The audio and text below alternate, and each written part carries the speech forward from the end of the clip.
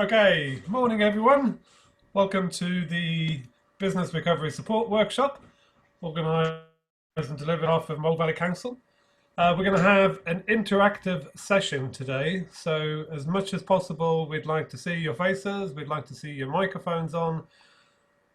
We will lead the workshop, but we're going to be asking questions. We'd like to find out your experiences so far in terms of trading.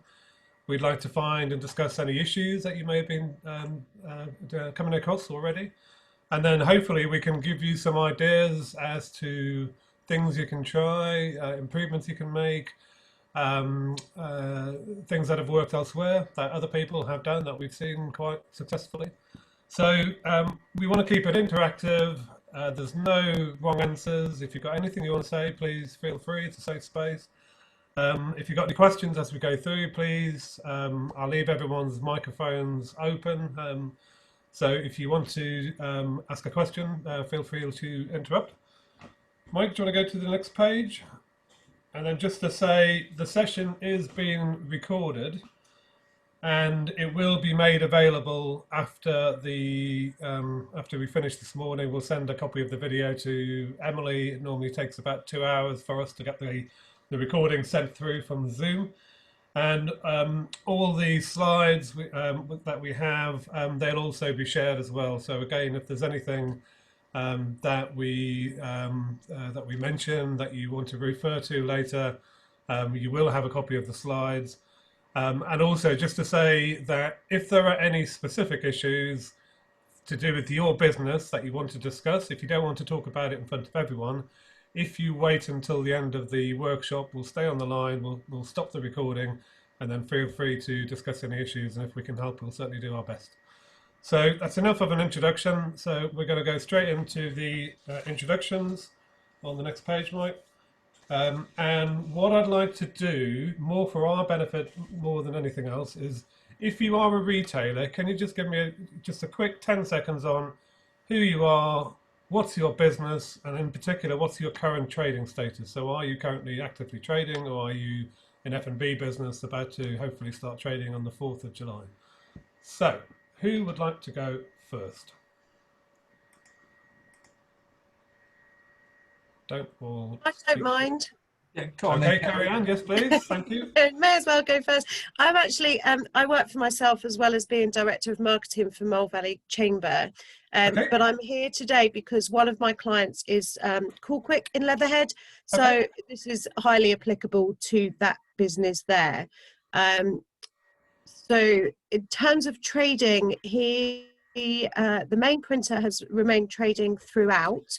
Yep. With unfortunately had to lay off one member of staff who was very new into the company. So we just got to the point of growing and it was just not going to happen.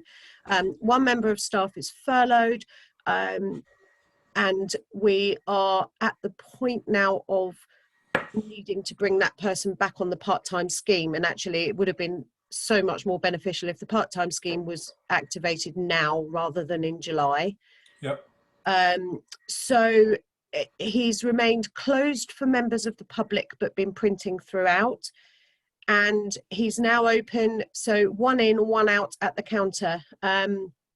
This week particularly, and I don't know if it's because of other retailers opening up, but the world's gone crazy, and it has been incredibly busy and incredibly stressful for him. So I've been taking the phones as much as I can remotely, and answering his emails for him and that kind of thing.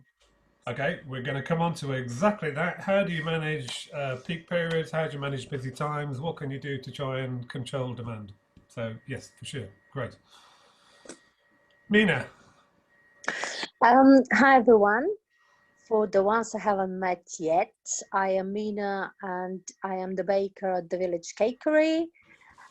I focus on tasty grown-up cakes, and I do orders, cake by order. I do also corporate cakes. I try to convince business owners to treat their staff to to cakes as a form of Thank you, which I think is very motivating.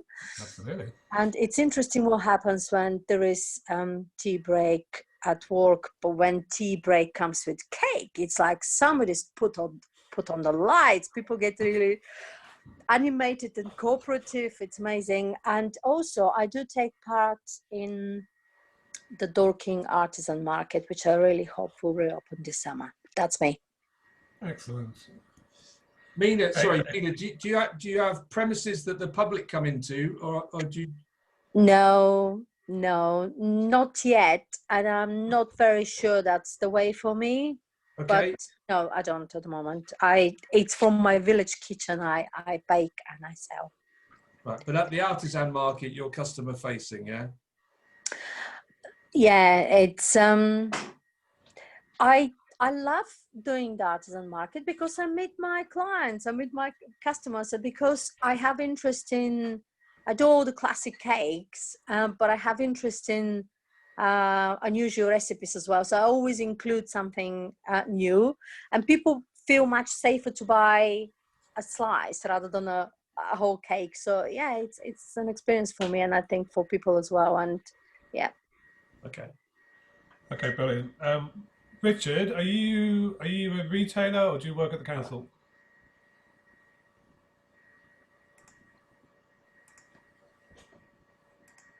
Is that Emily? Are you aware?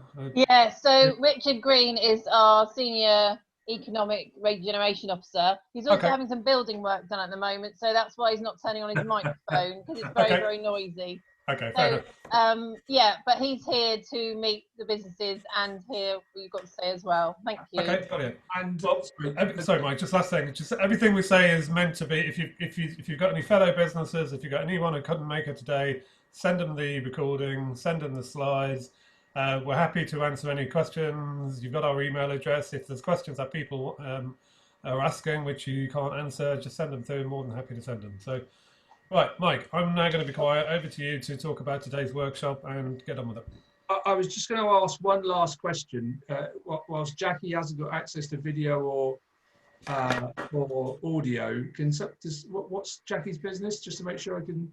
She's financial advisor. She's replied. I've said in the chat section that if she can't ask questions, feel free to. Send a question to me. She works for Atwoods Limited Financial Advisors, all employees working remotely. No plans to return ask everyone to return to the office yet, but reviewing on a weekly basis. Okay, right. So, Emily and Candida I already know. Right, so just a brief introduction for Paul and I. We run a business called the Retail Group. We provide business support and training to retailers. And when we say retailers, we mean sort of pretty much all town centre businesses, whether they're service providers, whether they're caterers, whether they're traditional shops, restaurants, coffee shops. Paul, in the last few days, has been providing one-to-one business support to a traditional, I call it a traditional restaurant. It's a few steps up from what lots of people might call it a greasy spoon, but it's very popular in its town. It's definitely a greasy spoon. There was a restaurant business who was convincing themselves that they were having to spend thousands of pounds buying Perspex screens. And then Paul very quickly pointed out that he wasn't going to be allowed to open until July the 4th anyway, and there was actually probably no need to buy Perspex screens. But he could start trading now as a takeaway business. And so from not trading and taking any money at all, it's now fully operational as a takeaway, and we've given them all sorts of advice about how to operate. And then also this week, we've been working with a traditional cobbler who has seen the demise of footfall even pre-COVID and the demise of some of his traditional product areas. And so we've been talking about how he can adapt and sort of move on from engraving sports trophies into engraving phone covers and all sorts of personalised, water bottles, flasks, all sorts of things that they can move into as a completely different area for his business. Anyway, right. So we are practical retailers. We've been providing advice for 25 years. I'm a shopkeeper by background and training, and so's Paul. So that's probably enough on us. Today is one of a series of, we started off as webinars, but what we try to do, if there isn't a lot of people to attend as a webinar, we tend to do it as more of an interactive workshop to speak to various different businesses, and we change it into a bit more of a question and answer. And you'll see some of the questions in a moment. And there are 2 more sort of webinars to follow. And Paul, you're going to be master of dates of when they're going to be. I tend to leave that to him. When are the next 2, Paul? I think it's a week today. Good, of course, about. You try and give me a bit of notice next time, eh?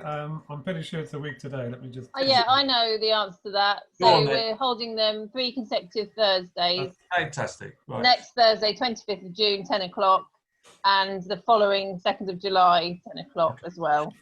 And then there's also we're also, as part of this Mole Valley funding this whole process, and we're going to be delivering some one-to-one support for various businesses. So so Kerry Ann, it may be that you know, even after this we should have a dedicated session with Call Quick and just speak to them on a one-to-one basis and spend some time and see if we can sort of help to de-stress his life as a function of ours.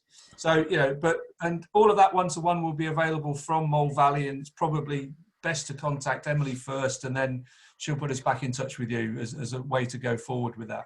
Mike, just very, very quickly. So the one-to-one sessions, basically we'll spend a bit more time talking to you on an individual basis. We'll find out about your specific issues. We'll talk about your specific ambitions and plans, and then we'll come back to you with a report which will give you some clear and specific actions to take in order to help your business. And then we'll call you and go through the report and discuss any questions you've got. We're in a position to do that one-to-one support, you know, tomorrow, Monday, Tuesday. So if it's something that you want to do, get in touch with Emily in the first instance, and we are at your disposal. Okay. That's great, thank you. Actually, there are probably some questions that would be relevant for a one-to-one, but also I think, Emily, as well, we need, it'd be great to get some more retailers on here for next week. So what I'll do is maybe take some of the information from today. Can people tap in from next week? Yeah. And I'll take a photo as well, so we can tweet that out. And also, yeah, we can say something about this on Twitter, social media, get more retailers involved. I think some of the retailers obviously are opening their shops, so this isn't a perfect time, but we'll see if people want the copies, which are available, which is really good. Yeah, I know Tracy will from Olivia's Closet. I was speaking with her last night, but she's opening Dorking this morning, so there's another one there. She may be able to get on next week. Okay, great. So yeah, the webinar, the series of webinars do have sort of different topics and themes. So the next week's will be more about looking at sort of growing your business in the current climate, how to do that in quite some detail, looking at customer behaviours and looking at growing sales and increasing customer numbers. And then the third one is more sort of looking at starting to work collectively with neighbours and other businesses, and also then moving forward with, you know, collective marketing activity, etc. So that's the sort of the split of the two different themes. So I'm going to sort of more focus on my screen. I've got Kerry Ann and Mina and Jackie over at this end. So I'm going to focus just, I mean, we've sort of structured the questions here. These are if we were sat with you as businesses, these are the sorts of questions we would look to start off with. It's trying to understand a bit about the customer in a particular location, when it's busy, and then what are the issues holding back. So, you know, I've got a slight advantage in as much as just before lockdown, we were already doing some work in Leatherhead and Dorking. So I have a bit of an understanding about who visits and who shops in those two locations. But in terms of, again, you know, coming back to Call Quick and Mina, whilst you're operating not as a premises, you know, so who is it that's shopping with your businesses is a key question. And when do they tend to use you is the second part of that key question.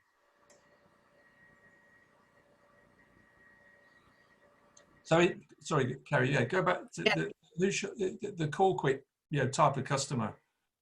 Okay, so there's a real mix at Call Quick, and this is possibly one of his main problems. So you have a lot of tradesmen, which is great. So builders, labourers, tree surgeons, anybody that's sort of in that business of needing to market themselves for kind of outdoor labour. Then you have corporates, which is great, although they tend to not come through the door so much. They come in remotely, which is really handy. And then you have the little old lady that wants her photocopy. And they are proving the biggest headache right now, because one, we're trying to say we don't want to handle the paperwork. So if you can send something in remotely, we can print it, but we don't want to be touching passports, driving licenses, shopping receipts, magazine articles. They also tend to take up a lot of time, and they tend to ignore the fact that there's signs everywhere that say just one person at a time. They're like, well, it's raining outside. But it's madness. So they don't spend a lot, but they take up a lot of time. Okay. Right. Let's I get that, and they probably having had 100 days plus of being confined to quarters, they're probably desperate to get out and chat to somebody as well, and that's part of it. So and of course no customers are ever painful. But I think that okay, Paul, if I might just sort of jump straight in and go slightly out of sequence here, and I'll get told off. But sort of, we're going to come on to looking at sort of managing queues and thinking about customer visits but so yeah, straight off the bat, we've got a local coffee shop here in our town that's sort of traded throughout, and they're funny enough, they're an independent baker with a coffee shop. Seats upstairs, tiny little area, and I don't have a picture of it. I should have done, but they have a very simple sign on their window. The good thing is that they've removed lots of the other signage so that this is the message, and it says, if you can see two people in my shop, then please come back when there are less than two people in the shop. And it's as simple as that. And you can see people, the odd. Myself included, you walk up and you go, no, there are two people. So you either wait or you sort of wander off and then come back in a couple of minutes. And it's that sort of polite engagement with the customer and turning it into a bit of a story that seems to work. If you can see two people, then please come back when there are less than two people. And that may not deter 100% of the little old ladies with their photo that needs a copy, but it will just give them a moment to think about. And one of the key things is to make sure that there isn't a plethora of other messages at the same time. And that's I know from some Call Quicks that you see, there are lots of messages on the windows, and if we have a one-to-one session, one of the things that is we'll ask to see some pictures before we go with any sort of feedback. But that's a key sort of way of delivering with that, and it's that message probably not only at that sort of initial customer contact point, but also via the online social media and website presence. And then the other thing that we've seen, just to sort of, it's almost a bit pinching a lesson from whether it's cinemas or even some of the restaurants we've seen, where you've almost got a 2-queue system. You've got the Deliveroo drivers who are there to come in and pick up and take away. They actually are asked to queue to wait in a different location to the consumer. So if you've got, if your Call Quick guy has sort of set up a timed collection for the tradespeople and a timed collection for the corporates, who, whether they've emailed it in or they've messaged it in and they want to pick up X, Y, Z printing, he says, well, you come to me between 1 and 2, or you come to me, actually probably not between 1 and 2, but come between 3 and 4. So he's managing his peak time. And then, but then you've got you have a pre-ordered collection point or a pre-ordered service point, and then an off the bat, walk up customer queue point. So there's 2 different queue messages from the outside of the business. And that's something that we're seeing is working well in a number of places. And it's just, like lots of things in retail, it's not necessarily revolutionary. It's no different from when you go to the cinema and you've prepaid and you've got your ticket, you go to one entrance. And if you're just walking up to pay on the day, you go to a different entrance. So it's just borrowing something that exists from somewhere else. Right, can I add as well?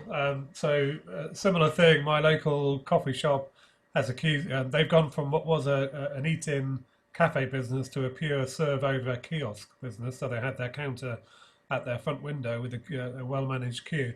And they make a big point of the fact that they do NHS priority. So if you show your NHS card, you can walk straight to the front. And I haven't seen anyone, I've seen it happen a few times and I haven't seen anyone complain.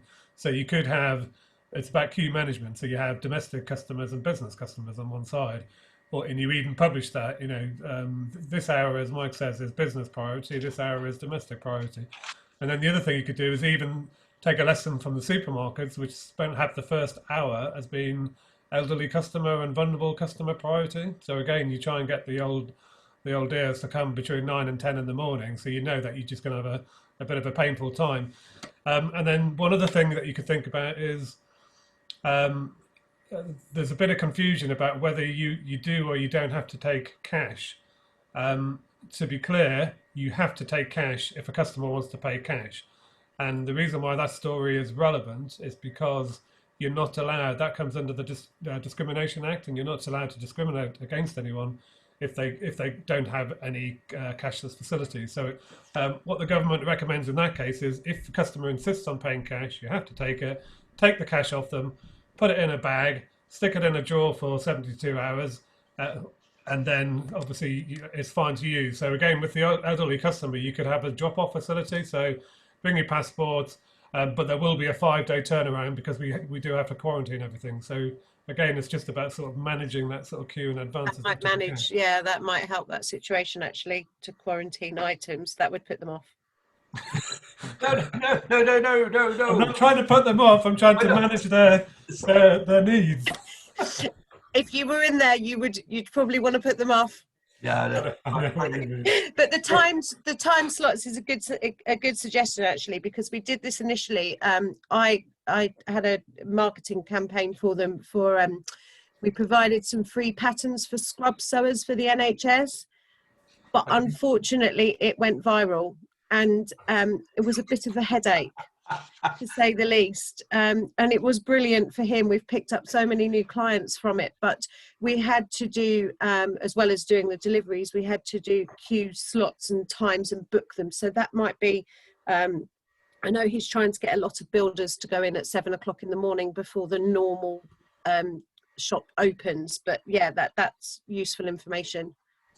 Okay, right. So I want to move away from it being the Call Quick show. Yeah. But I am going to come back to the Call Quick show. Mina, just in terms of how has your business changed during COVID? Were you the Village Cakery well before COVID? Were you already up and trading and selling cakes successfully? And then how did it change during the lockdown period? So the Village Cakery is a startup. I started last year. Okay. And 2020 was going to be my year of business blossoming. So, but let me focus for this session on my market stall. Okay. And you asked me whether I had facilities, and I did consider maybe progressing onto having facilities. But I was thinking, business is changing. Even before COVID hit us, business is changing so much. And I was thinking, instead of me waiting for people to come to me, if I had a cafe with really nice patisserie offerings, I could go to people. And basically that's what I have started planning, to get a trailer and to be able to do markets and events, all local. I'm all about my local customers, and everything I bake is from scratch. So it doesn't have a long shelf life. It's all about on a day to sell. Wow. And basically, this is what I'll be looking at. My cake stall at the moment is a 6-foot table, and they have gazebos installed in Dorking Market, which I attend. And you asked who is my customer. Yes. And I would say absolutely everyone, because I have all age, all gender, all kind of walk of life. And cakes are very visual. People love seeing cakes and kittens on social media. So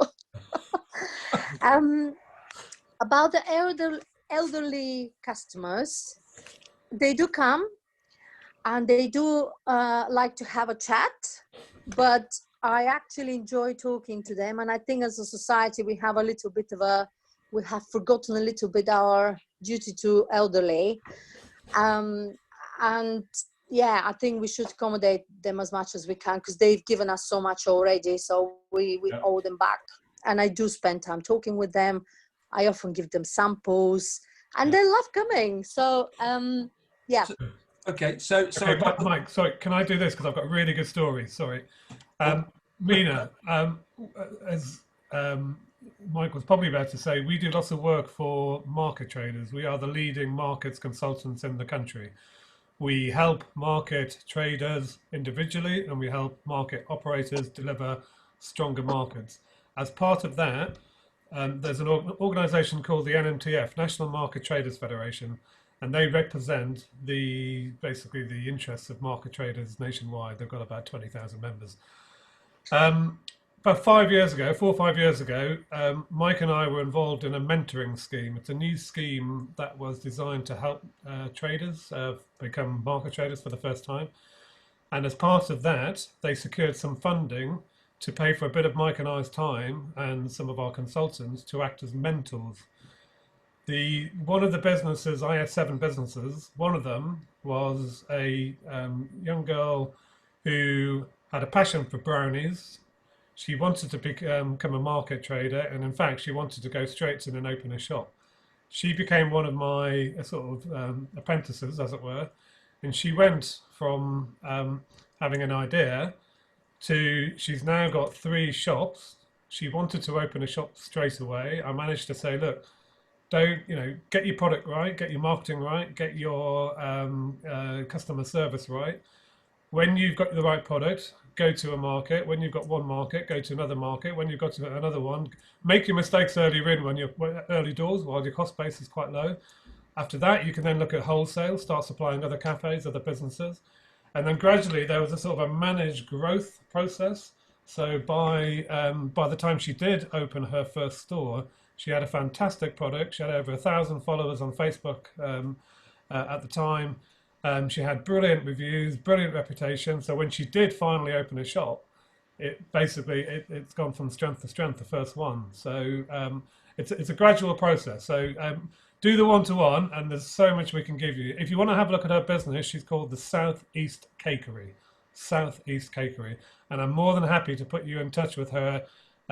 She's probably about 22 now, so she'll be more than happy to give you some specific support of starting a specialist cakery business. Okay, fine. Thank you. Right, that's a completely different tale to the one I was going to tell, but never mind.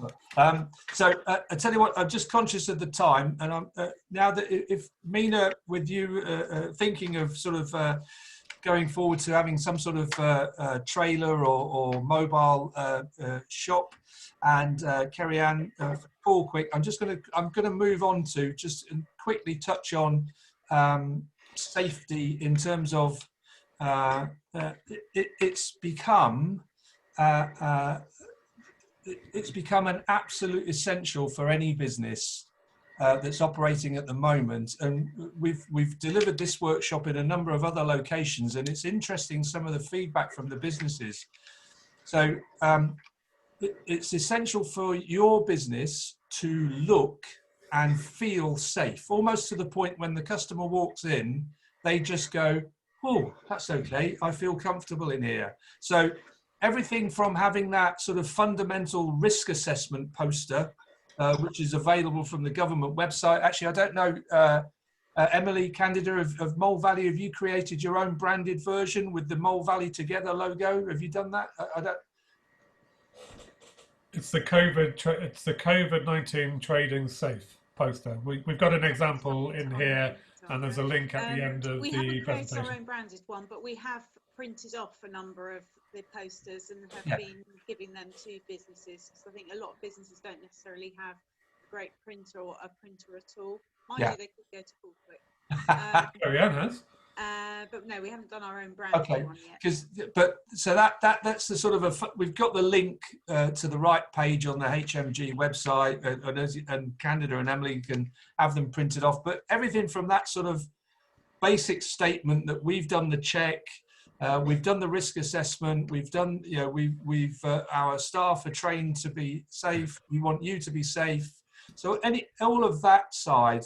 But equally, there are other things that you can do just to get the message over that you have taken it on board, that you and your staff are safe. We've seen businesses where they've got they've equipped the staff with new polo shirts, and it says, I'm here to serve you, and underneath it says from 2 meters. So, I'm here to serve you, but from 2 meters. So it's getting over the message. We want to serve you, but we can't get closer than 2 meters. And a lot of this. Sorry, Mike. Fortunately for Call Quick, the change in print items has gone drastically over to safety notices and this exact thing. So when you walk in, it's part of his marketing. He has every form of safety screen, barriers, so he's done it, but so he's protected his own premises, but is marketing the products that we can provide. So but yeah, we've used the council risk assessment on the door was a really good one, actually, and I think that's a must for everybody. And I mean, it's sort of I don't often talk about Mrs. Evans in these webinars, but she runs her own, or she'd like to, as soon as possible, open up her beauty salon. She has no idea when she's going to be allowed to open that up, but what she has done to make her as a joint marketing, but also statement of safety, she took a selfie of herself in her uniform with the face mask, with the visor, with the gloves, with a jar of the germicide, barbicide spray, and just sent it out to a customer saying, I might look a little bit different when you next see me. So it's the dual edge of saying, yes, I've done the safety, yes, we're clean, but also reminding people that she's existing as a business.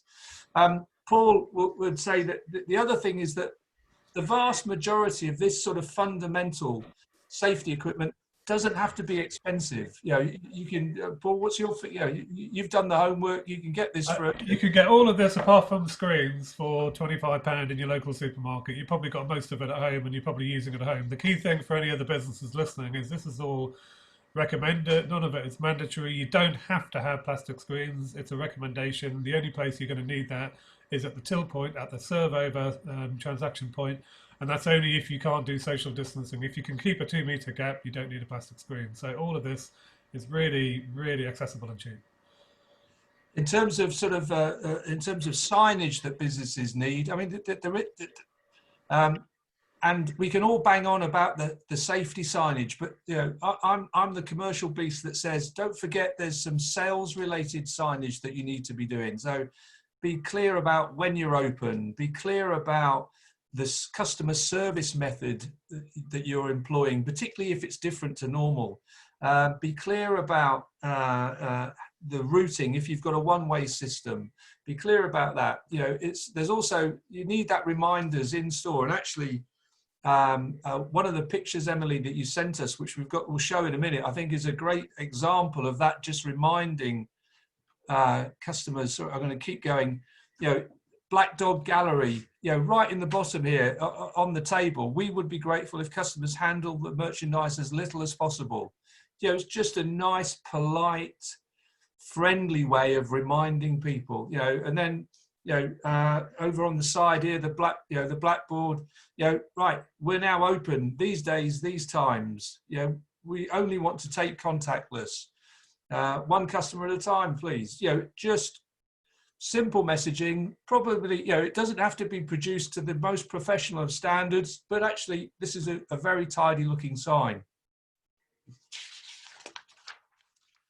And a big plug for the welcome to Leatherhead Mole Valley Together signage. And a nice happy retailer. Obviously it hasn't had too many annoying customers that day. Anyway, right, let's move on. I suppose it's almost a slightly tongue-in-cheek question here, because it's hard to think of a business that could trade in the same way as before COVID-19. Although, having walked past Sports Direct in Crawley, I can assure you they haven't made one change to the inside of their shop. They haven't removed one fixture. They haven't opened up one gangway. Never mind 2-meter gangways, it's about 30 inches. Anyway, right, enough of the whinge. But if you can, but even if you can trade the same way, then that business still needs to have all of the safety messaging, all of the hygiene messaging, all of that sort of overt statement to the customer that we're a safe place for you to come and choose to. But equally, but if you are changing, and it sounds like Call Quick has changed. Mina, the change in your business would be that, even on a mobile, whether it's a mobile gazebo or a stall or a vehicle or you would still need to be getting the message over that not only are you safe at the point of customer contact, but all of your preparation is safe. So as much as, but none of that should be taking away from the visual appeal. As you said, the great thing about it's when you look at a cake, you can almost taste it before you actually take the first bite. So, it's that sort of visual appeal that needs to be dominant in any sort of presentation. And the key thing that what we've started to see is that a number of retail businesses have sort of moved away from the basics about making it easy for people to see what you're selling, making it easy for them to buy. And they've sort of gone so far down the safe and hygiene and secure way of operating that they've sort of forgotten about, fundamentally, we still need to be here to make some money. Well, and yeah, absolutely. And also, you don't have to become basically PPE wearing sort of neurosurgeons. It's quite simple. Basically, it's as long as you're maintaining a distance, your staff are maintaining a distance between each other and the customer, and you are regularly washing your hands and encouraging your customers to wash their hands if you've got a walk-in business. That's all you need to do. You don't have to make it overly complicated. You don't. I've seen several examples locally where people are literally in the full face visors, and if you can sensibly socially distance, that's the main thing that you need to do. Yeah, I mean we've. Sorry, Mike, Candida wants to say. Sorry, Candida. I was speaking to a shoe shop in Bookham, and their kind of main customers are kind of more elderly folk who maybe have mobility issues, need a lot of help trying on shoes, and they need them to be properly fitted. And I've been talking to them about that, and so what you were saying just now about keeping the distance, it's much harder if you're actually getting to that closer. So I don't know. I mean, in that instance, do you think, particularly also given the profile of the customer, maybe they need to go on? I can see. No, go on. I want to wait for the question to finish. We've got a number of examples we can. In that instance, sorry, Paul. In that instance, then you are going to have to wear gloves. And that's going to be part. Right, Mike. Let me answer this, because I got a copy this morning of. So 2 weeks ago there was 2 workshops, which to be fair were dreadful, done by HMG, which were how to work safely in COVID environment for shops and for restaurants. And during the session, people posed a lot of questions. And when it came to the end, they didn't answer any of the questions. They read out a couple of pre-prepared answers. This is from the Department of Business. They read out a couple of pre-prepared answers, which weren't actually that relevant. Anyway, long story short, as of this morning, they've just released the answers to the questions, and one of them is specifically on that point. And what they say is, if you are able to keep your distance, do so. If you're selling a product where the customer needs to touch, providing you can keep your distance, you don't have to wear a mask. You let the customer try it on. You make sure they wash their hands or sanitize their hands beforehand. If, however, there are issues where you need close fitting assistance, particularly mobility and/or dressmaking, things like that, then they recommend that both of you obviously wash your hands beforehand. Both of you wear masks. Both of you wear gloves. And then you are allowed to get up close, and then obviously straight after that, then obviously you need to then safely dispose of the mask and the gloves. You need to be slightly careful with the gloves and the mask, because the danger is people become overconfident. They actually don't recommend you wear a mask as a matter of course, because people think it makes them safe, and actually unless you wear it safely, are you not touching your nose or your ears, or you're fiddling with a mask or anything like that, it can cause more difficulties. So in that case, yes, wear the gear. And then once the stuff has been tried on, you then need to quarantine it for at least 24 hours before anyone can touch it. Ideally 72 if you can, but they accept that. Some small businesses, particularly wedding dresses and things like that, you haven't got the stock to, put it to one side for 72 hours.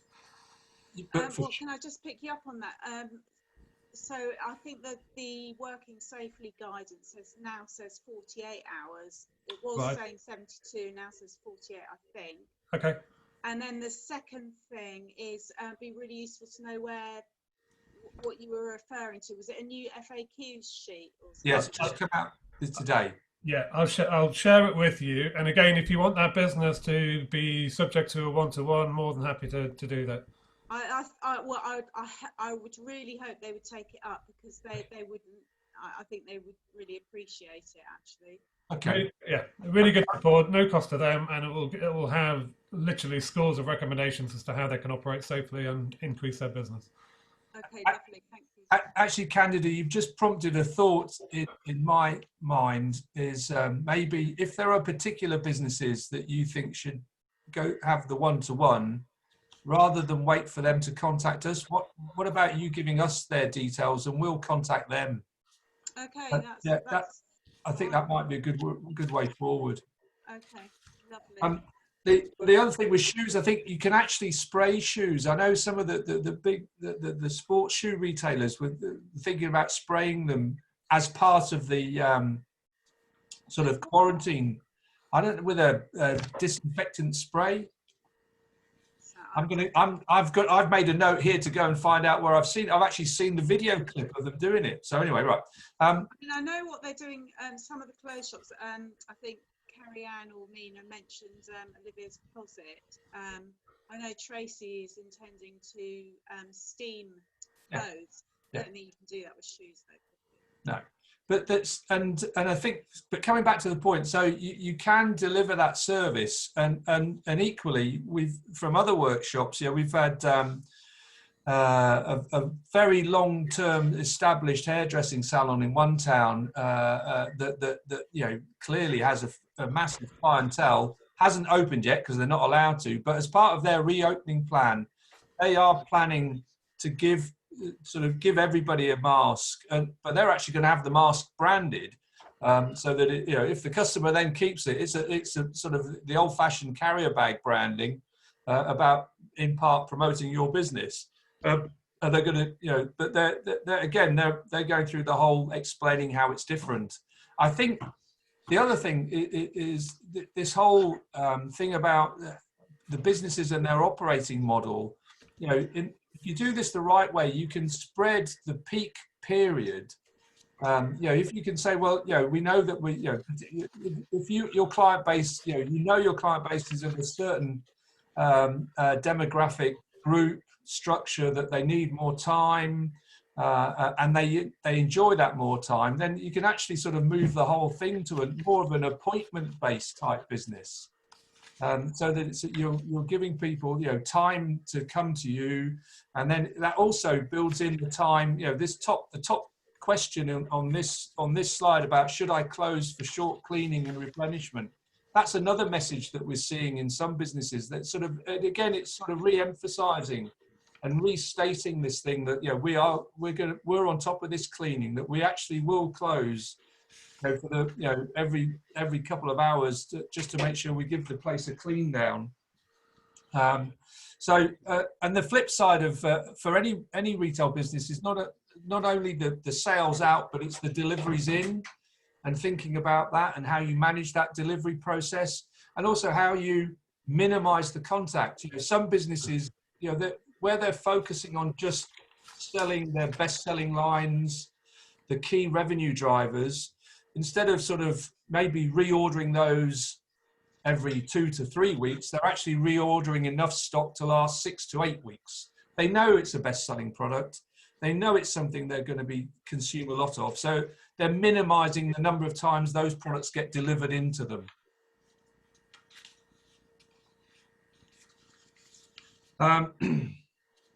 Probably move on from this one as well. Actually, no, there is one point that I will stress here, and certainly comes back to, for whether you're operating as a sort of an online order business, Mina, as you are at the moment, or whether it's Call Quick and they've got a combination of online and people coming in, this simple strap line at the bottom about making it easy for people to buy from you. You know, that's if you actually take that and apply that to every decision that you operate in your business. By introducing the queuing system, am I making it easy for the customer to buy from me? Or even, how do I make it easy for people to buy from me and have a queuing system? You know, by how I allocate my space in the store, by how I present my product, am I going to make it easy for them to buy from me? Am I going to make it easy for people to buy from me if they're in if they've got a short time allocation? One of the things that the general views at the moment is that with increased queuing outside lots of shops, then people are going to have less time to spend in those shops. So therefore, how do I make it easy and quick for them to buy from me? And so there's, you know, we know that so for example, with the Call Quick, as an analogy, one of the takeaway F&B businesses, with every order that's taken out, with every purchase that's taken out, they're actually putting in a reorder form that people can just tick what they would like to reorder, take a photo of it, and then email it into the business, so that, and then say, we'd like to pick this up on this time at this day. So it's and then what then happens is, before they make the product, they then phone up and take payment. So the payment's been done. There's no card, no cash. It's all been done on the phone. You can manage that in a quieter time. You can have that product ready in a quieter time, and then it's just a case of, again, a timed way to pick it up. So it's sort of using the fact that we've had to change, using the fact that we're now operating as a delivery only, and turning it to an advantage.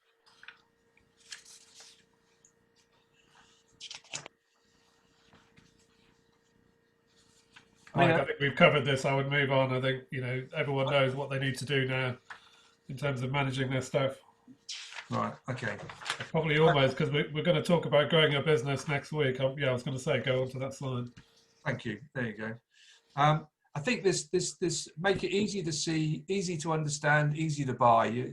It's a classic line we use. It doesn't, you know, we've used this for 15 years, this simple statement, with every retail business we've talked to, and it's all too easy to get distracted and move away from that. But you know, it's so. Is it easy to see the bestsellers? Is it easy for the customer to see the things they want to see at this moment in time? And every business will have seasonality.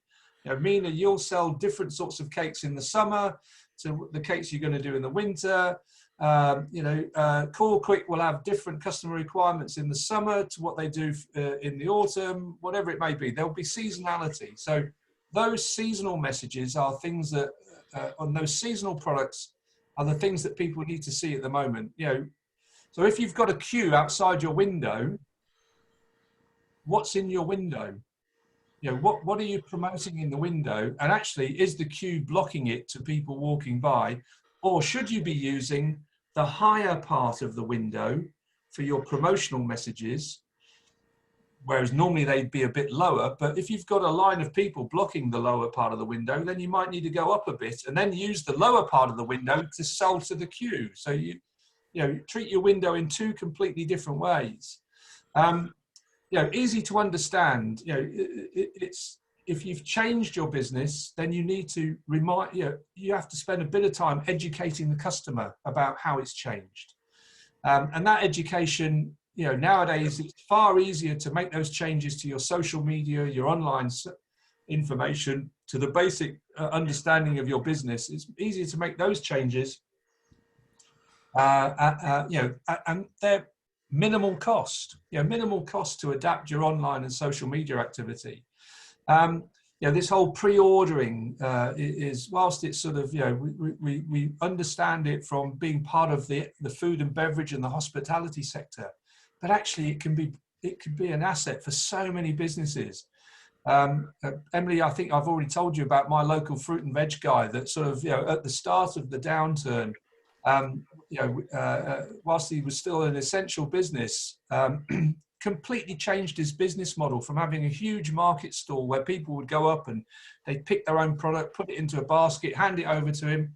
And he had an area twice the size of my desk that was full of coins and change. And, you know, we'd all sort of wonder in amazement about how he knew where everything was, and he would give people the right change back and the weighing. And it was all a bit of theatre.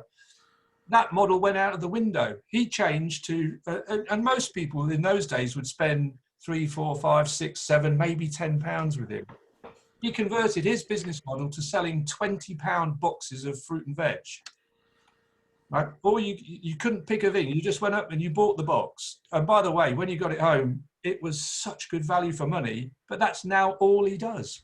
£20. And of course, he went from an average transaction value that was about £4.80 to £20, and you know, and they sell out. So anyway, can I just give you one quick example as well? Our local butcher, he was an essential business, allowed to open.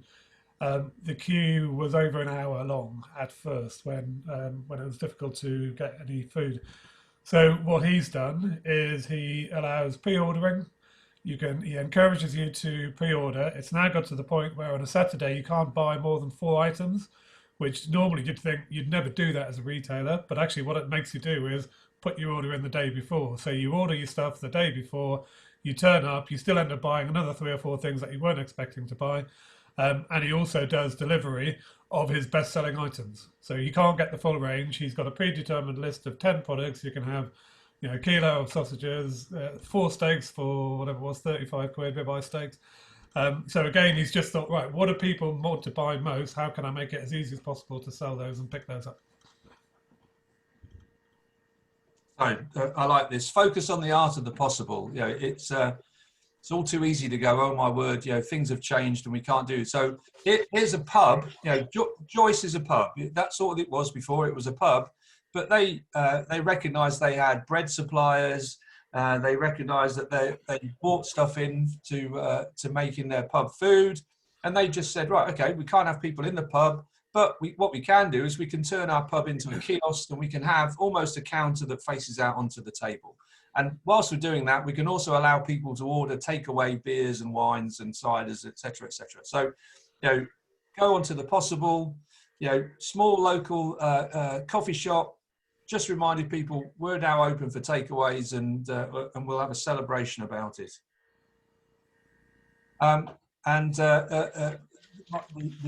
The second, or probably even second most favourite statement from the retail group: there are only 2 ways to increase your business. And I'm in dangerous grounds here with a proper marketeer as in the audience. So you can either sell more to your existing customers. In other words, you can increase your transaction value. You can, and we never think about selling add-ons, because, you know, if you sell an add-on, it sounds like you want to sell something that people don't want to buy. but linked purchases, you know, what we call the if and then approach. So if you've bought one of these, then you will need one of these. You know, if you go to the DIY store and you buy the tube of sealant for around the shower, if you don't buy the gun that helps you get the sealant out, then you're snookered. He speaks from personal experience. You don't just like push it as hard as you can. Huh? It doesn't work, even with a hammer. We've all done it. We've You all done need it. the bloody gun, right? Anyway, excuse me. Moving on. Right. So, and woe betide the person who doesn't remind me I need the gun. Right. So, you can sell more to your existing customers, or you sell to more customers. And you know, selling to more customers is if you're getting fewer of your regular customers in, then you need to sell to more customers. And in today, that's stronger windows to attract the people who are out on the street, using your social media, having the right promotion, and having a relevant promotion, and also building up the customer recommendations. You know, they are key two ways. So, and obviously the perfect solution is to do both. You know, increase your transaction value and sell more to your existing customers. Mike, I'm quite conscious of the time. We're over the hour now. I'd be tempted to almost go to the wrap up. Oh dear. We are going to cover the next section as part of the third one. You started late. We must have a few more minutes. Right. Anyway, okay. So don't forget, as we've probably made this point along the way, you know, you need to keep the customer informed. And in terms of, and you know, we've touched again on the sorts of things that you want to be saying to them. Everything from when you're open, how you've changed, that you're safe, what you've got available, how have you made it easy, how do they get in touch with you, you know. But again, this key thing, it's about telling them at every opportunity that you are easy to use and that you're safe to use. And we've added the safe to use is something particularly for now. We never, you know, 6 months ago, we wouldn't have said that. We'd have just said, keep them informed that you are easy to use. But it is that important at the moment that you are safe to use. The managing director of Selfridges was interviewed on the Today programme earlier this week. And within the first 5 seconds of the interview, she said how safe the store was. You know, it's that sort of, it's that consistency of message. You know, every business, it's a key thing to deliver. One of the F&B businesses I was helping a couple of weeks ago, I said to her, the key thing to say is once you've done your risk assessment, you can put this picture up, and the key thing to say to customers is you need to let them know that you're open and you're safe. And she sent me a picture of the windows afterwards, and in massive A3 multiple sheets it says, "We are open, we are safe." Can't say more than that, to be honest. It's fair enough. So this is, and we've got the link, and also, as we know, Mole Valley have already started to print these out for various businesses. In terms of communicating, whilst there's the all of the current popular virtual and social ways of communicating, I do make a big plug for the little speech bubble that you can talk to customers. I think people will be desperate to be spoken to, helped, assisted in whatever way. And the more you do that, speaking to people, the better it will be for your business. And you know, if you employ staff, you know, you need to remind them that they're actually allowed to speak to the customers. That's a key part of it. So, a real last minute reminder for the customer, for the window. You know, there will be, whilst it's, I think the information yesterday was that whilst footfall has jumped dramatically compared to last week, it's still a long way short of where it is traditionally. I was in Crawley Town Centre on Monday, and there was certainly plenty of people around, and it wasn't just the queue for Sports Direct. There was a few other queues as well.